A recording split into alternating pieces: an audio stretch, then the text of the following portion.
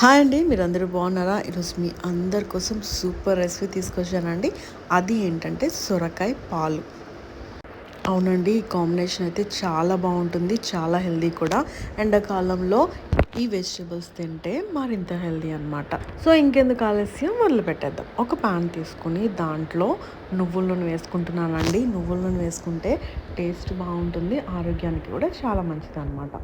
దీంట్లో ఎప్పుడు చిన్నగా కట్ చేసి పెట్టుకున్న ఉల్లిపాయ ముక్కల్ని వేసేసుకుని దాంట్లోనే చిన్న చిన్న ముక్కలుగా కట్ చేసి పెట్టుకున్న పచ్చిమిర్చి కూడా వేసేసుకుని దాంట్లో గార్లిక్, ఇంకా చిన్న చిన్నగా ముక్కలు కట్ చేసుకున్న అల్లం ముక్కలు, ఇంకా కరివేపాకు వేసేసుకుని బాగా ఫ్రై చేసేసుకుందాం.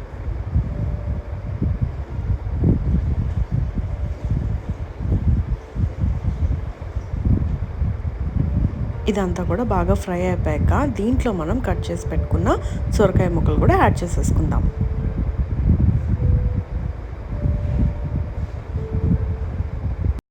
సొరకాయ పాలు టేస్ట్ చాలా బాగుంటుందండి. మీరు ఇప్పటివరకు ట్రై చేయకపోతే తప్పకుండా ట్రై చేయండి.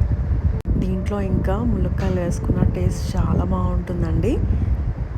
సో చూసారు కదా, ఇలాగా సొరకాయలన్నీ బాగా కలుపుకున్నాక దీంట్లో కొంచెం ఉప్పు వేసుకుందామండి. కొంచెం ఉప్పు అని ఎందుకు అంటున్నానంటే ఈ సొరకాయలు బాగా ఉడిపోయాక కొంచెం అయిపోతుంది అనమాట.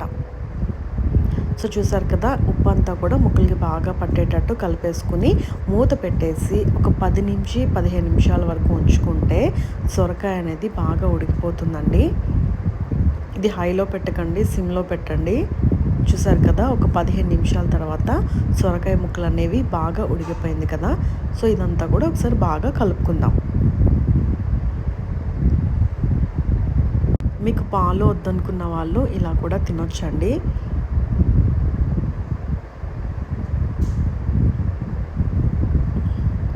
ఇంకా దీంట్లో వెల్లుల్లిపాయలు కూడా ఎక్కువగా వేసుకుని కూర చేసుకున్నా కూడా చాలా బాగుంటుందండి.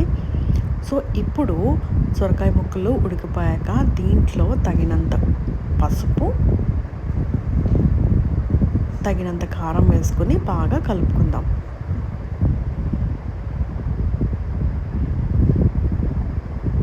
నేను కారం ఎక్కువగానే తింటానండి, నేను అందుకే కారం ఎక్కువ వేసుకున్నాను. మీరు మీకు తగినంతగా కారం వేసుకోండి, ఓకేనా? ఇదంతా కూడా బాగా కలుపుకున్నాక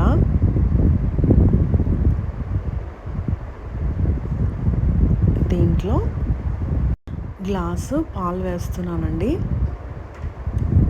ఇలా పాలు వేసినప్పుడు స్టవ్ హైలోనే పెట్టుకోవాలండి. హైలో పెట్టుకొని ఇలా పాలు వేసుకుని బాగా కలుపుకోవాలన్నమాట.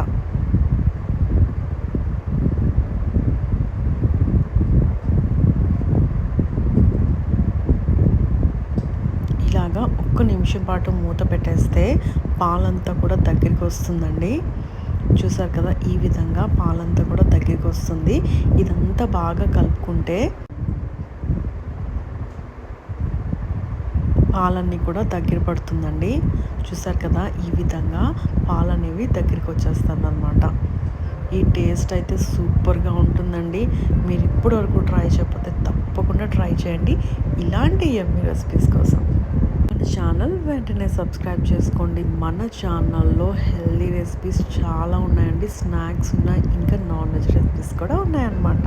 సో మరి ఇంకెందుకు ఆలస్యం, ఇప్పటి వరకు మన ఛానల్ సబ్స్క్రైబ్ చేసుకోకపోతే తప్పకుండా చేసుకోండి ఇలాంటి యమ్మీ రెసిపీస్ కోసం. అంతవరకు బాయ్ మరి.